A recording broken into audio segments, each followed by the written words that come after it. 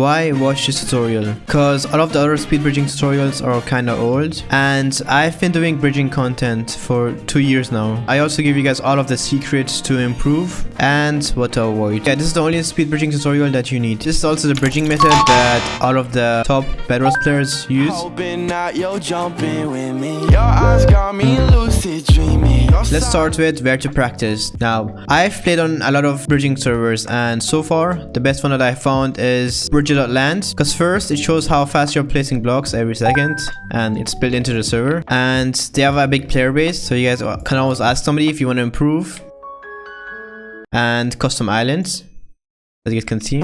And we also have a Bedwars trainer here, where you guys could go ahead and practice in Bedwars maps.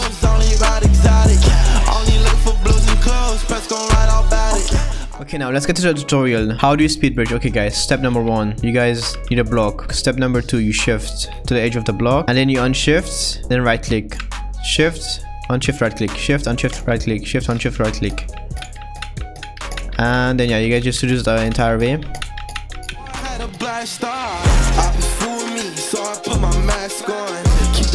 Okay, now let's get to what you guys should avoid while speed bridging. So I've seen some people who speed bridge backwards, which is bad because as you guys can see, I'm a lot slower this way. I mean, yeah, this is a lot easier, but you're gonna be a lot slower this way. Another thing that you guys should avoid is holding your mouse button. I've seen some people who just hold their mouse button, but they're a lot slower this way. Because come on guys, we're not shift bridging here. And spam clicking is not good either, because this is supposed to be, as you guys can see, I can spam click, but I'm not as consistent because I'm just gonna fall down. Spam clicking just ruins your timing and the whole purpose of speed bridging, because speed bridging is supposed to be consistent, because you guys don't want to like fall down on your first rush and then somebody breaks your bed. If you guys want to be faster, then learn how to tele bridge or god bridge.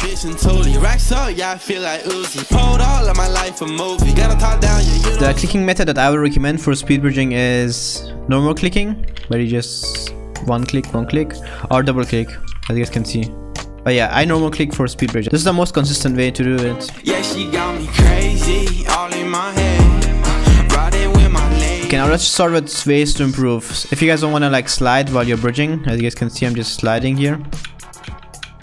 And I fell down. Then just press F3, go to -45. As you guys can see, -45 or 45, doesn't have to be -45, as you guys can see. And I'm not sliding upwards or downwards, I'm just going straight. So yeah, if you guys don't want to like move around, then just bridge in a 45-degree angle. Okay, now let's get back to aiming. If you guys want to bridge faster, then aim at the bottom of the block. But if you guys want to be consistent, then aim at the center of the block.